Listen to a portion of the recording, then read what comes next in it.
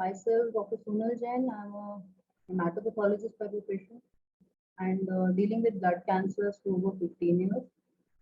And very often we see that patients or the care or loved one, when diagnosed with cancer, there's a lot of fear and a whole lot of emotions they tend to overpower one. As we are here today to discuss if this journey can be more beautiful. And for this, we have with us Monica Gulati. Monica herself was diagnosed with cancer in 2014, and she calls this as a wake-up call, and as if she was reborn once encountered with cancer. And we use her experience and journey to see how the fellow travelers can live a more peaceful and beautiful life.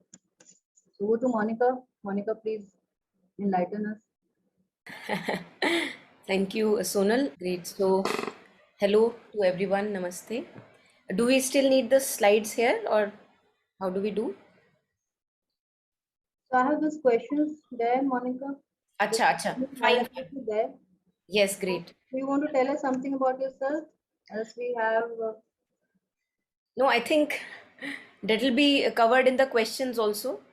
So, yeah, let us go. I have prepared a few questions which, to our mind, are the common dilemmas of the patients on this journey.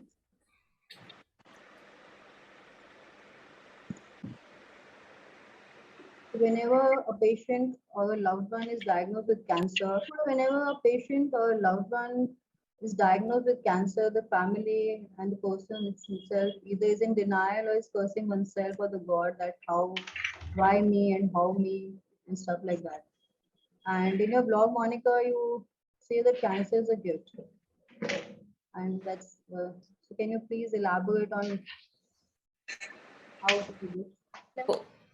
Yes, I think it's very interesting how we keep on reading news in the newspapers. We keep on hearing from everywhere that people are getting diseases, people are dying.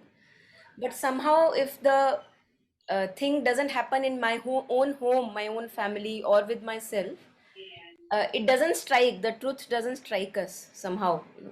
So I think for me, it was a big wake up call in this sense also, that those people who are getting the illness or those people who are dying, I am part of them. I'm not any special or extraordinary person who can ever be remaining untouched with these diseases, so-called deadly diseases. So I think it was a very good welcome wake up call for me, that I am one with all the others who I read about in newspapers, and there is nothing special there. So it brought me back to this common ground, because many a times people have this question, but he was a nice person, how could he get that illness? So we think that the illness only would happen to bad persons. Is that true? Is only and so-called bad people, I don't know how we get to categorize these in our mind, and we never question it, that by default we have this idea in the mind that illness would only happen to bad people, and since I am a good person, this can't happen to me or to my loved ones. So I think this breaks the belief, first, when we or our family members are diagnosed, that we are all one and everybody is special, yet everybody is very ordinary in that sense. So it brings us back on a common ground. So this question of this can't be true, then we can accept it. Yes, this can be true. If this can happen to others, it can happen to me. And why me or my loved one? Again, questioning that if it can happen to others, so many people around, every second person is getting it, why not me? It can happen to me. So taking it very factually in that sense, that it can happen, accepting the truth. And then, yeah, the third one that you said, I am no sinner and worship God. Is there no God? Now, this is very important, because we think we don't know why we are here, why human birth at all. So I think we never contemplate or reflect upon these questions. Human birth is not here so that we keep safe in our protected families, we keep safe in our protected workplaces, and everything is socially trim and neat. Human birth is not there for that. So if I realign myself, reflecting upon these questions, that why at all I have taken a human birth, we will get to realize slowly when we dig more that we are here for growth of consciousness. We are here to evolve and mature as a person. And if a tragedy matures me, the tragedy is very welcome. Right. If illness matures me, illness is also very welcome. So then we don't have to ask the question that why God is so cruel. We ask the question God is so cruel only when I have somewhere in the mind that we are only here to be in our safe houses and protected families and good job, good name, good fame. That's it, and nothing should happen to my material body. But then this question will dissolve away when we know that what is the purpose of human birth. So it basically brings one to face the reality of the finite nature of human life, that we are not here forever, possibly. Okay, sure. Thank Yeah, you. and what can we do in that finite existence? What is my purpose being here? Yeah.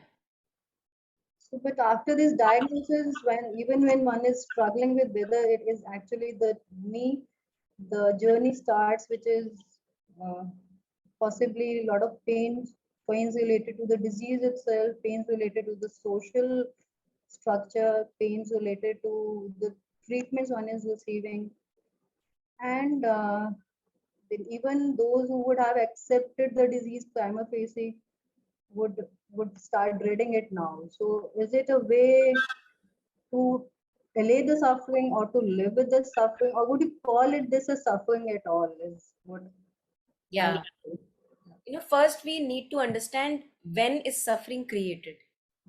In any particular situation, I create suffering when I am not in alignment with what is there in the present moment.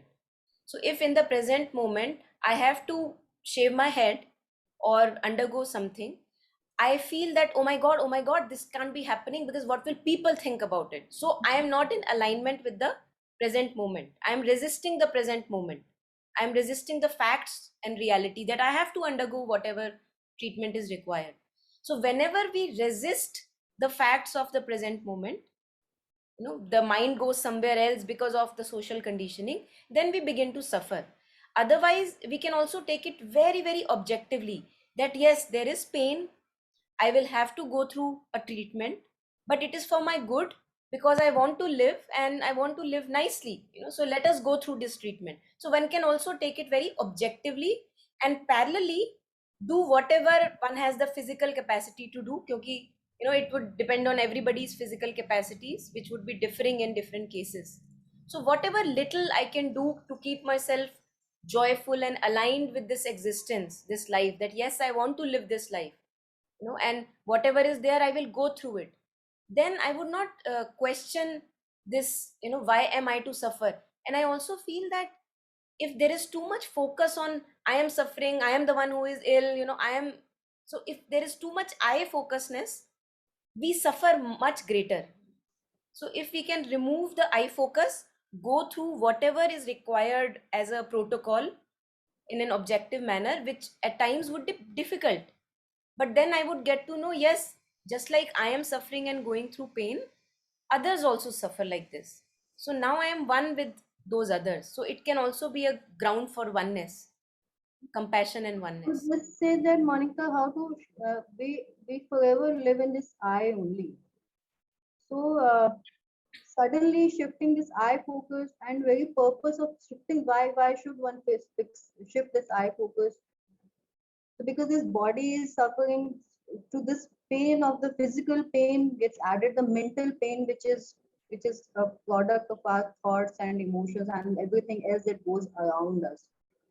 So this paradigm, this thought shift is what is challenging for most.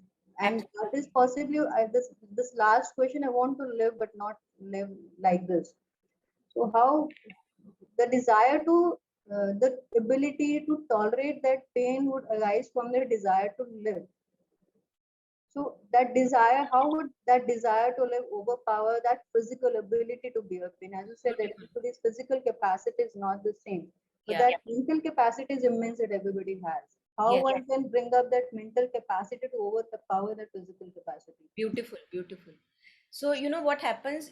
I think a disease is giving me a chance to now let go of whatever is little that I am holding and go towards something higher. For example, imagine that two people are fighting over each other, that, you know, you do like this and I expect this from you, like we have in relationships, you know, issues. So, two people are fighting with each other, sitting on a couch, and suddenly there is fire in the house. Now, when there is fire in the house, they can't continue cribbing about each other as they were earlier. That will become very little.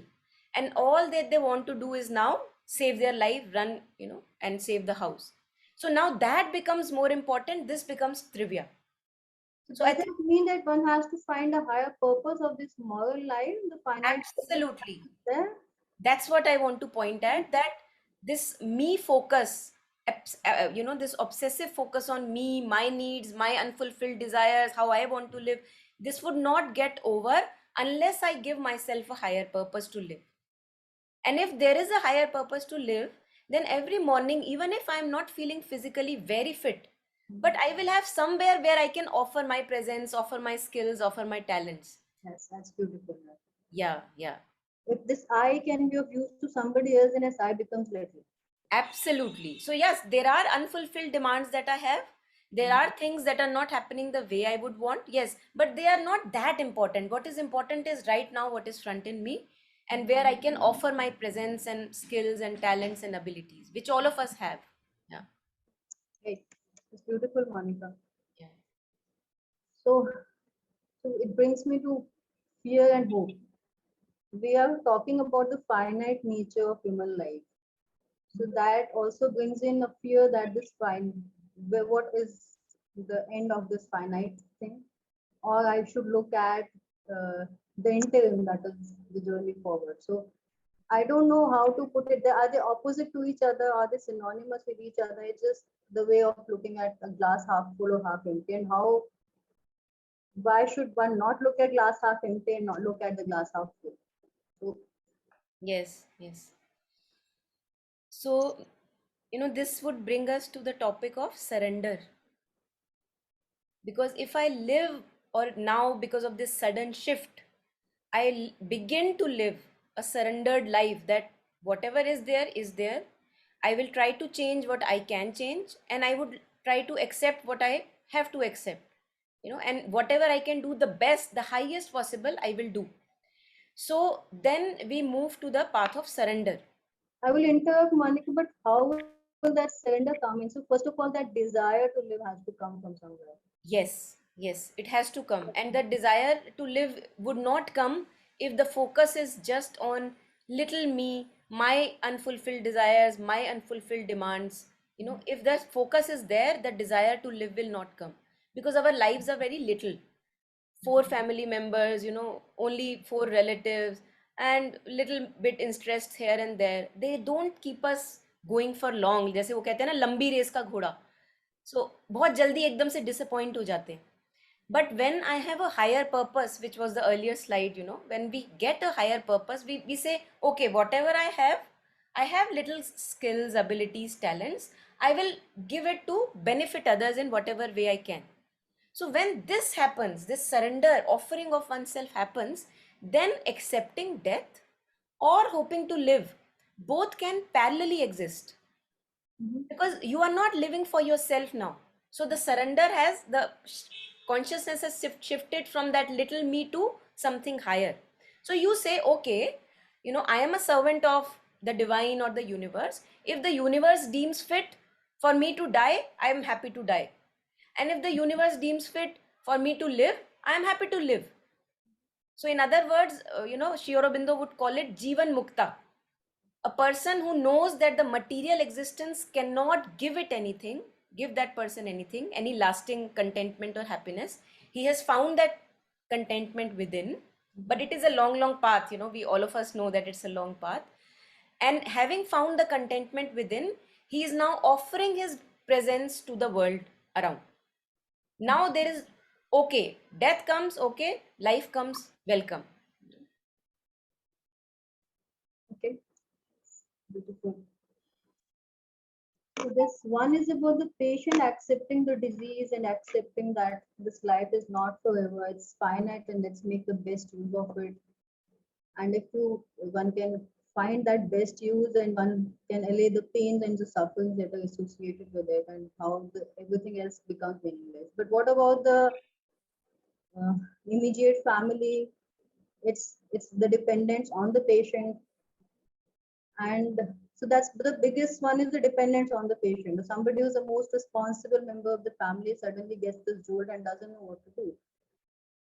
And same is for the caregivers or the loved ones. What shall we do if this person goes? Yeah. So how, I mean, yes, we are finite, but still we have long plans. Yes. Yes. How one addresses this? Yeah. So I think this first question, how will they live without me? Somehow I got rid of this question when I first landed up in hospital. Because I had little kids, one about, maybe 9 months or so, 9 or 10 months, and other one a bit elder, 1.5 years elder. And they were still very little. They were quite dependent on elders for the caregiving. And when I had to get this operation done for myself, uh, I really saw this doership coming, that as if I was thinking that I am the one holding them in this life, and if I am not there, what would happen? So I saw this doership in me, and suddenly the baggage got dropped off when I realized, look, I am here in the hospital, and they are still taken care of by whoever is there. It may be elders, it may be relatives, it doesn't matter what Grace chooses the channel to be, but they are taken care of. So how can I still hold on to this doership, that I am the doer, and if I am not there, the Grace is not able to work for my children. So I think we have to realize that it is Grace that is working either through me, either through another person, either through a therapy, either through a allopathic protocol or a Ayurvedic protocol or a homeopathy or the naturopathy. What works is Grace. Grace can choose any channel to work. Grace is not dependent on me as a channel to take care of my family. So I think when this belief arises in us that there is something higher than me who is looking after all of us, and all of us are their children, then we are all at the same level. If I am a child, my child is also their child. So wouldn't they know better? They of course know better. The higher of course knows better. So this doership then falls off, and we don't have to worry so much. We do only that much that we can do in our capacity. One has to believe in the power of the universe and the cosmos, that it sustains on its own, irrespective of, and we are just one speck of dust possibly in this world. Absolutely, absolutely. And look that so many masters, Mother Teresa, Mahatma Gandhi, so many masters have come. They have gone, and the life still goes on without them also, no matter what light they have shown. So if they have gone and we are living without them, then if I will go, won't the universe continue without me? So yeah. And the people who are left behind, I mean, the person who goes away possibly just goes away, but the people who are left behind, Yes. working on their thought processes, how easy or difficult that is, because it also comes from the social structure we live in. I would say just, I mean, that's also nature's creation to some Yes. extent. Yes. So, now we have to enter that we are not just our bodies. Whether you believe it or not, it doesn't matter. It's not a matter of belief. So if somebody says, I don't believe in Jupiter, Jupiter won't mind. Okay, you believe it or not, I am here. you know so if I believe in myself being a limited body, that doesn't make me less of a consciousness. So we are seemingly finite beings, but our journey continues even after this existence is over. Like my body is gone, but I continue. Okay. And this is not a new thing. We have read it, we have in scriptures, there is enough account of it, and people are having many many experiences which are now being tested by neuroscientists, and science has a developing interest in this occult, if I can say, science. So knowing that my journey doesn't end after I drop the body dead, this is just a role that I play. I have played 10 million roles in my past lifetimes. Just like that, I will also grow through that. Now, for the people who are left behind, it is very important for me to prepare actually for death while I am alive. Because as Kabir ji would say that Maya mari na man mara, marmar gaye sharir, Asha Trishna na mari, keh gaye Das Kabir. So he says that you think that you are dead after your body is dying. But don't think like that. What you have to die to is your desires, thirsts, and attachments. So it is for me now through my illness, this opportunity has come to me that whatever I am attached to, whatever I think I can't live without, I begin to realize that yes, I can live without it. So other would also kind of become non-sticky. I would also become non-sticky. It doesn't mean that I have to drop the relationships. Like lotus in a keychad. So lotus is very non-sticky to the keychad, although it is taking nutrition from the keychad. So just like that, we have to live in the life, immersed in all the aspects of life, all the work and relationships, and yet knowing that without me everything goes well. And I have to work on letting go of my sticky spots, my attachments, while I am alive, so that people who are left behind, they don't suffer too much. Because we can have these discussions very easily. And also when we suffer too much, it's also very important to realize that when we suffer for a loss of a loved one, then you stop their journey ahead. So as a consciousness, it's now going towards light, instead of suffering and grieving for that loved one, which we are doing in our selfish attachment, that now what will happen to me, that if the person is not there. If we look for their benefit, that okay, now that person is going towards outward journey, how can I benefit him? So may he go towards light.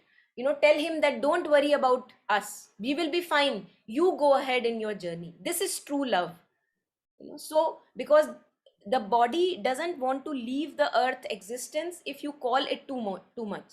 And that's why we have all these phenomena of looking, people appearing even after they are dead, because they are not ready to leave. There is so much attachment to the earthly life. So when we give them blessings that okay, thank you for the beautiful life, and now that you are not here with us, we will have you in our hearts, and may you have a beautiful journey ahead. So this is real love, true love, and this is how we can progress forward and not let them cling to the earthly atmosphere. And that conscious evolution of the family is also necessary then, because to understand that one is complete in oneself.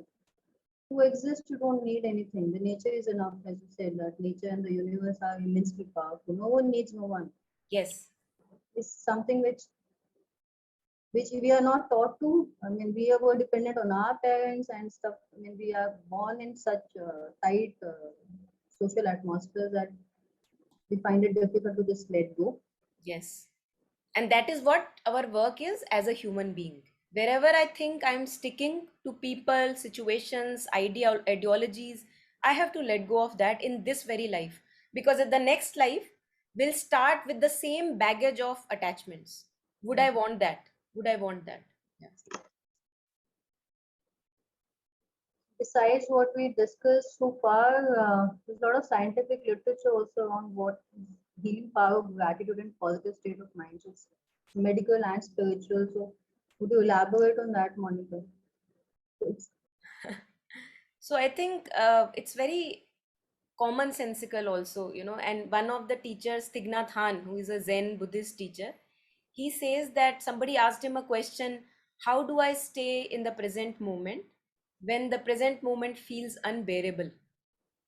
And he said that it was a very good question, that because he keeps on talking about bringing the mind to the present moment with the breath, looking at your breath. So somebody asked that present moment is painful, how do I come back to the present moment? So he says that when we begin the practice of mindful breathing, we are bringing the mind home to the body. Body is the home of mind. When mind is lost in thoughts, it is not home, and that is why we are so lost and confused. When mind is home in the body with the anchor of breath, it is home and it is rested. So he said that the moment you are there in the present moment, you realize that, oh my God, there are so many other conditions of happiness possible. So I may not have that person that I wanted in my life, which I am craving for. Yes, that pain is there, suffering is there, but look, I have so much. I have this functional body, relatively functional. I have people around me who I can ask for help. I can speak still. I can communicate by writing. Whatever little is there, you become available to that little. And your heart is full of, then wells up with gratitude that, oh my god, I still have so much to be thankful for. And then you can begin, a new phase of life. Yes, the life is not as it was earlier, but why not to give yourself a new birth? So we become more available to the ration present in the raw material present in the, present in the present moment. And we can start a new journey from there, because all of us are very, very powerful beings. We don't realize how powerful we are. So whatever little raw material is available, we can start from there and begin a new life. And specifically a life of self offering, where the focus from I is shifted. That keeps us alive. That would take generations possibly to self-offering. We are, most of us are in a mindset of only asking for something. Offering is something which doesn't come naturally to us. And I will ask you to diverge on how one evolves from one mind state to another. But here, so there's a lot of medical aspects to it also. If you're in a good mind state of positive emotions and gratitude, it whole lot of chemical milieu in the mind changes and it accelerates the healing process also. People who are happier live longer, irrespective of the illnesses they have. So there are umpteen number of papers out there which, so Yes. you will deal with your cancer better if you can maintain that positive attitude. Absolutely. And see, Sonal, it is appearing, it appears difficult only when the mind is trapped in the old habits of thinking. The moment I am ready that, okay, enough of my suffering, haven't I suffered enough thinking about what would have been but is not there? I have suffered enough. So when we feel that, okay, now I have suffered enough and now I am ready to shift my consciousness, because the free will is with us. Nobody can force. So there are so many people here attending the session today. But those of us who still believe that the old patterns of life and mind and the habits that we have, lifestyle habits that we have, they will still serve us. We can't convince to change and shift the consciousness. We can only shift the consciousness, and that is why suffering comes as a blessing. That is why I have named the blog the gift of cancer, because when suffering is enough, no, I say to myself, oh my god, how long I will continue to suffer? Haven't I suffered enough owing to the past attitudes? Now I want to change my attitude because I want to live better. So there is a free will that arises from within. This within is something very free in nature, since the universe is based on free will. Nobody can be forced to do anything. So we can suggest our relatives, we can take them for walks and maybe try to change their attitude. We can pray for them, may they find light and a good attitude, but they have to change from within. Each one of us has to decide for our own selves. It's a So long process, ultimately, long yeah. journey. So our mind is our companion forever. So I mean, a mind state, how one reach whatever is discussed all through our discussion so far. So, what are the practical ways one transitions from one mind state to another, which is completely negative and denial, to something which is looking forward to life and seeking the best of out of everything, the sun, the water, and the flowers and everything. So, what would be the daily practices, how one practically can do it? Because everybody's mind, so it's a evolution is a constant process. So one does cannot do it overnight. With just attending one session won't help. So how one goes about this? Yes, yes. So mind is like a sponge. If we keep it in drained water, muddy water, it takes up the muddy water. And if we keep it in clean waters, then it takes up the clean water. And that is why the importance of satsang, as we say in spiritual literature, because all the time the mind has a company. Now that company either can be of past, stories, me, my life, what happened with me, anxieties about future, that is also a company that I'm giving to the mind.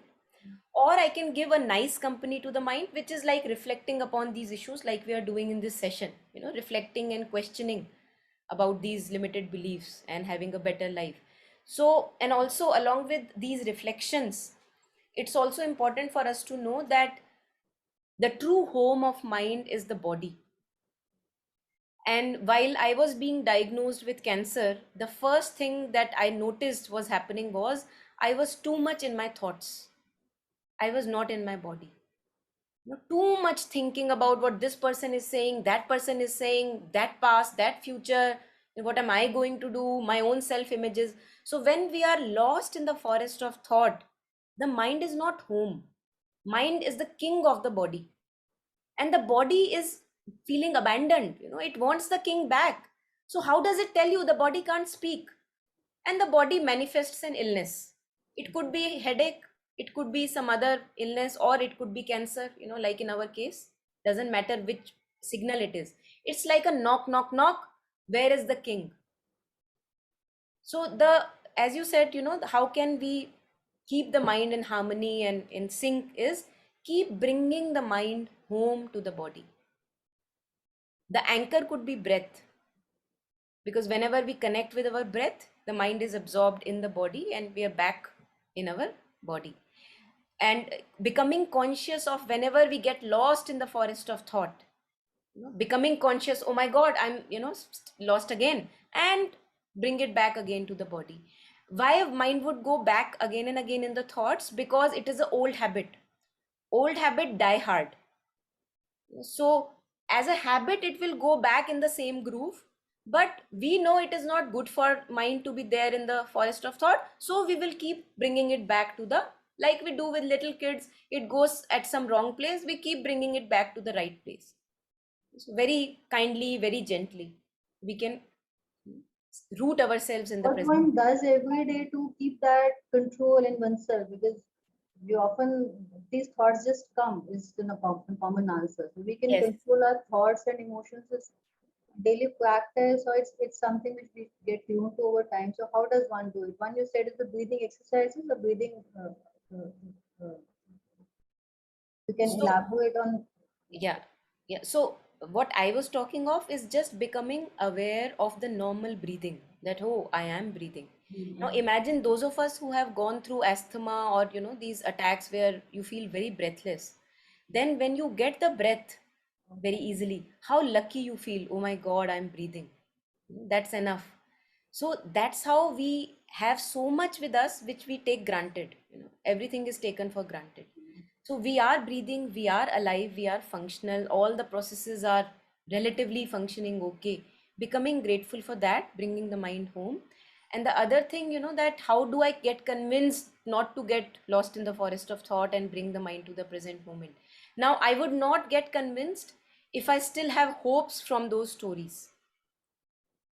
So if I have not suffered enough following again and again those stories in the head, nobody can convince me bring your mind to the present moment. Nobody.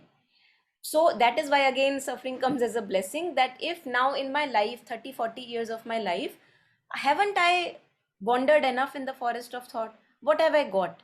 I am still empty handed. So I don't want to remain there. It's a decision that I make. Now, the mind, next time it goes in the forest of thought, you will tell yourself, oh, I have suffered enough. I don't want to think about that. And you bring the mind very easily to the present moment. So, getting convinced is our own individual decision. If I still have hopes and enchantments that thinking about past relationship or this family matter will give me something, then nobody can bring the mind to the present moment. Yeah. So I'll finish the discussion with Monica over here, and I'll hand it over to my colleague Arpan, who will take up the question answer sessions. So open to the house for any queries from Monica. Yes. Yes. Thank you so much. Right. Thank you so much, Dr. Sonal, for moderating the session, and thank you so much, Monica. Wow, honestly, this was an insightful session, and uh, that's what I am feeling right now. That maybe me or my loved ones, if we would have had such knowledge before facing such a disease in our lifetime, maybe our way of managing our situations in life at that time would have been different, and life would have been even more beautiful. uh, so thank you so much for that insightful session. I would request all the participants to share their questions over the chat box. But some of the questions that we already have, and some while you were talking, there were some questions that I had in my mind, so I put that in the chat box, and some of the questions from the participants. Let me take the first question from one of the participants, Varsha. What she's asking is that, is it possible to connect with our loved ones once they have left this world? And maybe I'll add a follow-on question to that, that if it is possible, should we actually do that? That's a good follow-up question, actually. I think it's better not to disturb the ongoing journey. And if they have to contact you, they will contact you. But it's better not to get in this, because this can get quite complicated, because it keeps us hanging in the past. It keeps us hanging with the person now who may be ready to begin with the new role. Now he's no more your wife or husband. Now that was just a small role that the person was playing. As a consciousness it goes on evolving, and it now in other life it chooses some other role. So it's better Right. not to disturb. And it's the highest possibility, I would say, is to thank them for being there in our lives, whatever time we had with them, and to wish them that they go towards more and more light and happiness. Right. Maybe another follow on to the same thread.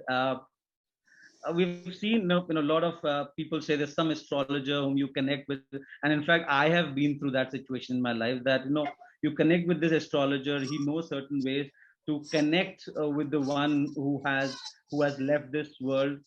Is that true? Can you actually do that? So which comes back to the first question, that is it actually possible to connect with them?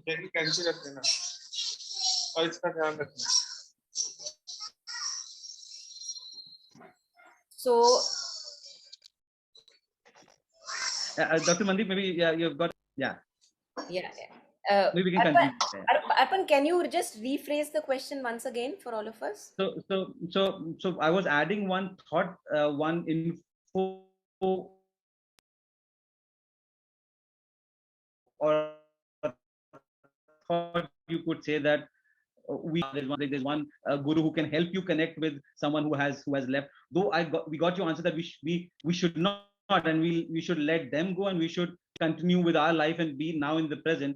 But it is, which comes back to my first question, that is it actually even possible?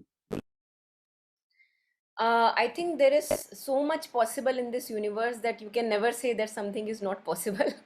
So definitely it must be possible, but we will only entangle ourselves if we try to get more and more in this. So the better is to take the highest possible attitude, which is now knowing that I was living a so attached life, and now using this opportunity to let go of attachments. I think that's the best attitude I can think of. Absolutely, Yeah. absolutely. Right. Thanks, Monica. So we have another follow-on question again from Varsha, who's asking that, can prayers do wonders, or prayers do miracles?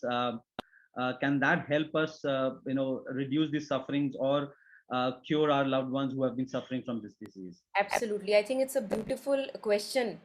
And when we ask, can prayer do miracle? I would change the sentence. I would say prayer is a miracle. Because what are you doing when you are praying? And also not the our usual prayers that get me through this exam, or just take care of my family and rest can go into hell. Not like these prayers, but prayer like what is a true prayer? A true prayer is asking for strength when we are going through troubled times, wishing others strength when they are going through troubled times. And when we pray like that, we shift our consciousness, and that is a miracle.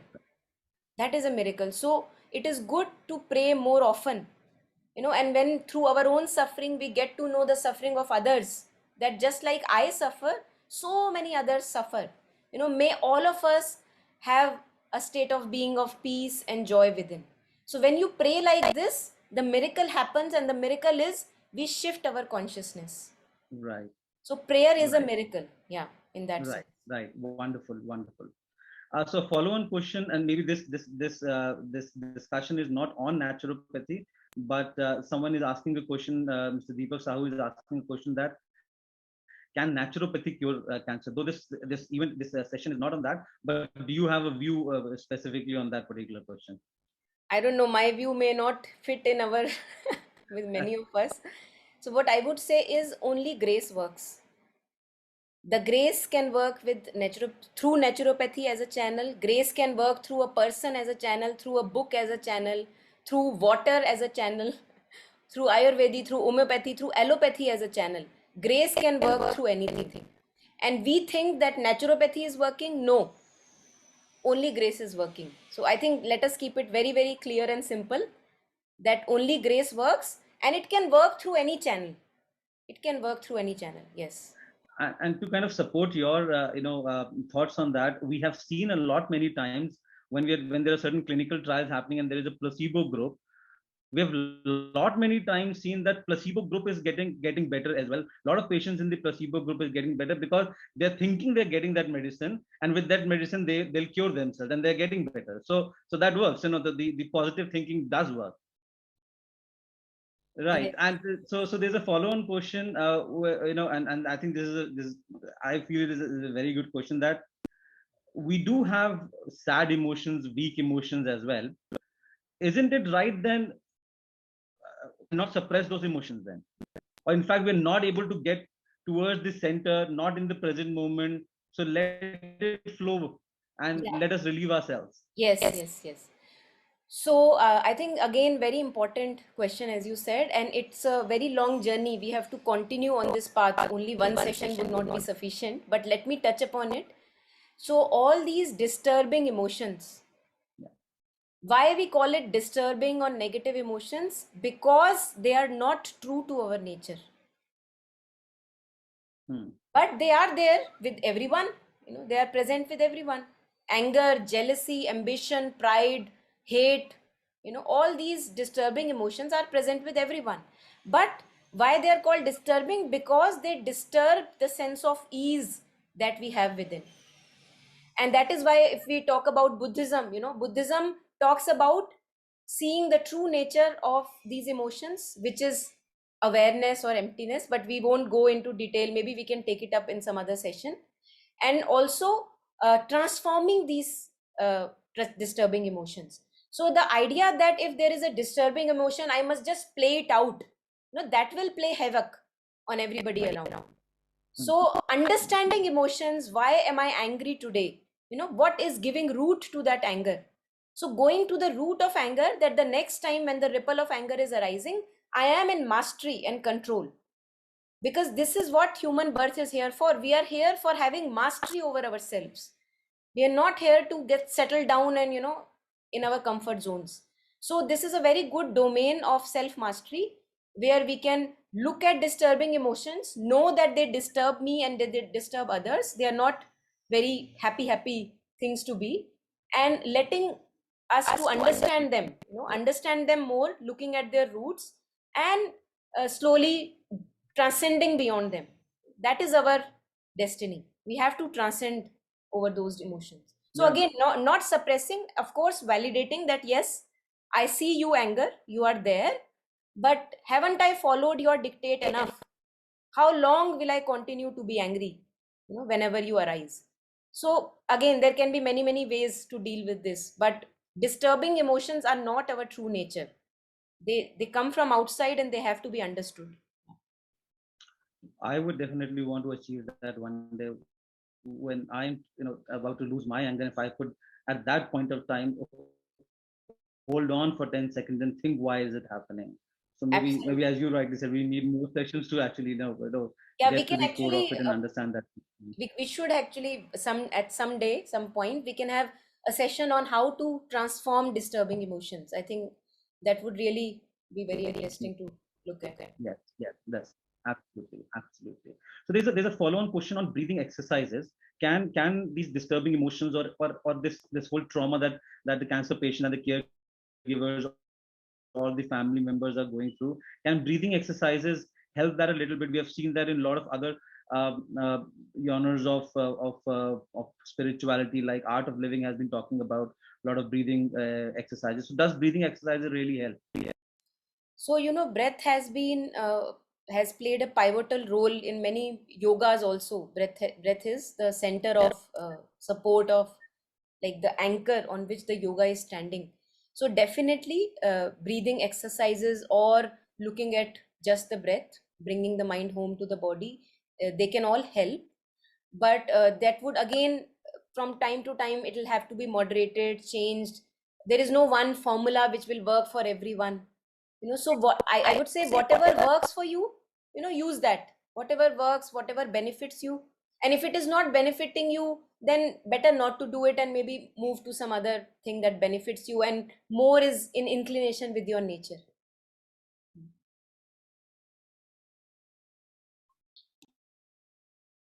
Right, right. I have faced in my life, which is about anxiety. And now, anxiety to things which are unknown. You're going for a PET scan, and cancer patients go for a regular PET scans, in a periodic PET scans. The anxiety, it has happened to me, and I know tons of patients who's happened. They have pushed their scans from the fear that you might see something not right. And I can tell you, when my wife had been into the PET scan room, my heartbeat is always very, very high, very, very high. How to deal with that anxiety? Because this, if we are able to tackle or manage that anxiety, we could do right treatments. So how to manage that anxiety of that particular moment? Yeah, yeah. So first of all, Arpanji, anxiety is not of the unknown. If you see, anxiety is because you are imagining the worst possible things in your mind. Yeah. So I think this is important to understand, that unknown is unknown. I don't even know. So there is no anxiety about unknown. But I create my own anxiety by imagining things that could happen. That makes me anxious. So first that. Now secondly, how to shift when you are feeling anxious. The moment you feel anxious or you become conscious, oh, I am becoming anxious again. The moment you feel this restlessness surging up in you, you can actually use this pain that you have because of anxiety, the suffering that you have because of anxiety, in order to connect with all the people who are undergoing some or other form of anxiety. So now you can tell yourself, oh, now I know how much anxiety makes us suffer. Now I know their pain. So you can use that as a ground to connect with all the people who are having anxiety. Now, the moment you connect with all the other people, you can tell yourself, actually, this is a Buddhist practice that we do. It's a very good practice. It's called Tonglen. And you connect with your own anxiety, then you connect with all the people who are having anxiety like me, and you inhale their suffering. With the in breath, you inhale their suffering, and with the out breath, you say, may they have the simplicity and joy of the present moment. May they be free of this anxiety. And as somebody was saying, prayer are do miracles. Prayer is a miracle. So when you are praying like this, you are performing a miracle for yourself and all others. So this is how you can make best use of your anxiety. Let it be there, but use it to pray. Right. Thank you so much on that. And there's one more question, maybe a little different question. During the conversation, we spoke about that. For example, we have kids, and we always have that thought that what will happen to my kids if I am not there. Uh, but isn't it also true that mothers can give the best care to the children? And in case if mothers are not there, can mothers be replaced? Maybe they will still get the care, but the care might not be to the level that a mother could give. Yeah, that's absolutely a valid point that you have made.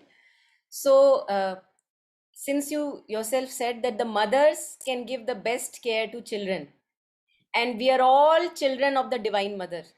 Yeah. So, we are in safe hands. We are all in safe hands. Yeah, Yeah, situation. Yeah, that's so true. That is actually so true. Yeah, so let me just check if you have any other questions from. So we have some good thoughts from Gayatri ji that has come in. So where she had shared about how breathing exercises increase the oxygen. Let me see if there are any other questions that we have. Shreya Sahaji has asked that yeah, breathing exercising can help patients from CNS lymphoma, especially rather than focusing on a special cancer, on a specific cancer. But yeah, breathing exercises, and to that extent, whatever helps us, you know, could be very individual from a person to a person. Maybe just one last question. While we are trying to come to the present moment, and maybe a present moment can be defined differently.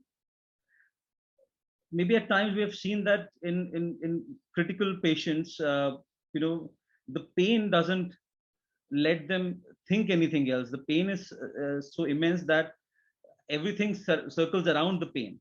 Like, is there a way when this pain is hitting you hard, you can still be in that present moment, the right definition that you were talking about? No, so there is no that present moment. Present moment is always here and now in the body. Wherever body is, and if the mind comes to the body, it's present moment. It's always going on. The party is always on. But we are so entangled in the forest of thoughts. Yeah, yeah, So yeah. when actually physical pain can be a beautiful way for bringing the mind home to the present moment. Why? Because then we are not able to think of the past or think of the future. The only thing that troubles is that pain which is there, the intensity of the pain. So pain brings us back to the body. If you have noticed, if those of us who have gone to a dentist, for example, and some real problem in the tooth you have, in that moment, that intensity of pain, because you have to go through it, you will keep on inwardly chanting ma ma ma ma ma ma ma. Okay, but the moment is gone and pain is not there, again the mind wanders in the thoughts. It's lost the present moment. So physical pain can be a beautiful opportunity to bring the mind to the present moment, that is, bring the mind home in the body and not getting lost in the forest of thoughts. Yeah, So we can we can use physical pain. Yeah. there is a special note that has come from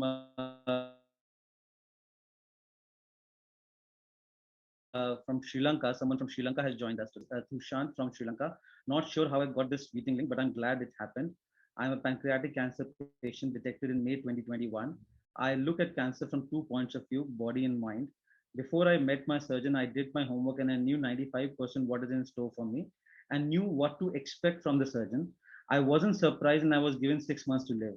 Statistics on pancreatic cancer is very scary, but I decided not to be a statistic and separate my mind and body. I found the right doctors who are capable of dealing with my cancer, but doctors can't help me manage my mind. So I chose to keep my mind straight. Statistically, I should not be here, but here I am writing this note. I plan my life in a way that nothing stops. The life or others around you should go on as well.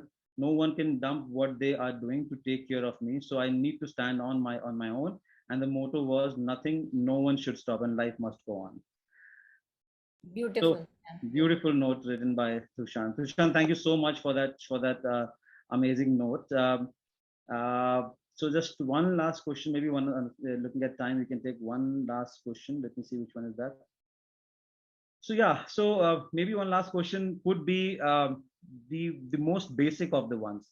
How to deal with the first diagnosis? You have got cancer.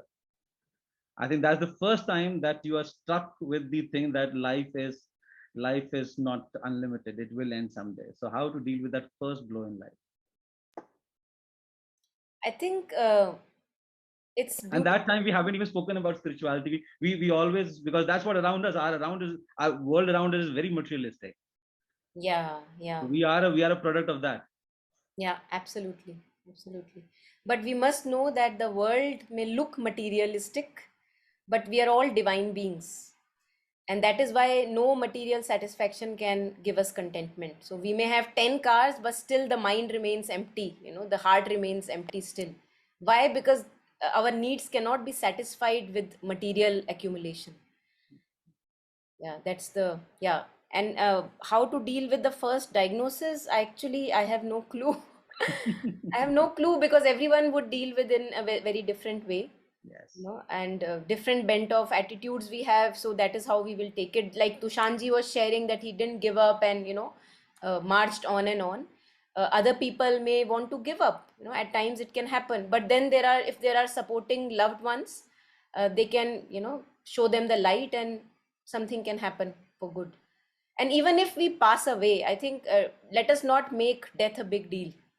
True. Death is not a big deal, because we are not finite beings. We may have finite bodies, but our journey goes on and on. So let us not make big deal of death. It's okay to die. Yeah, and if knowing that you've got cancer and you are supposed to die, or to that extent, I think if you look at everyone in this session today, maybe if you look at an average age of, let's say, between 70 to 80, everyone who is above 40, 50 years down the line, 95% of people in this group will not be alive. So I think it's something that will happen to everyone. Yeah, yeah. And also, we can take it actually forward. Mother and Sri Aurobindo say that right now death is necessary for human existence, because we live mostly identified with our ego consciousness. This Right. me, my story, my role, my, family. But the more we evolve as human beings, death will become unnecessary. So Mm. we will have, actually, even the bodies will change. The bodies will have more and more, they will move towards immortality. But right now it is good, because we live almost like asuras, like Rakshasas. And imagine if Rakshasas become immortal, it would be difficult. So as we grow and evolve in our journey, death will actually become immaterial. It would not be important for us to leave the bodies. Correct. Wonderful. Wonderful. I think that was wonderful uh, thought to the last question. So I think there's no follow-on question, Monica, here on the chat that I could see.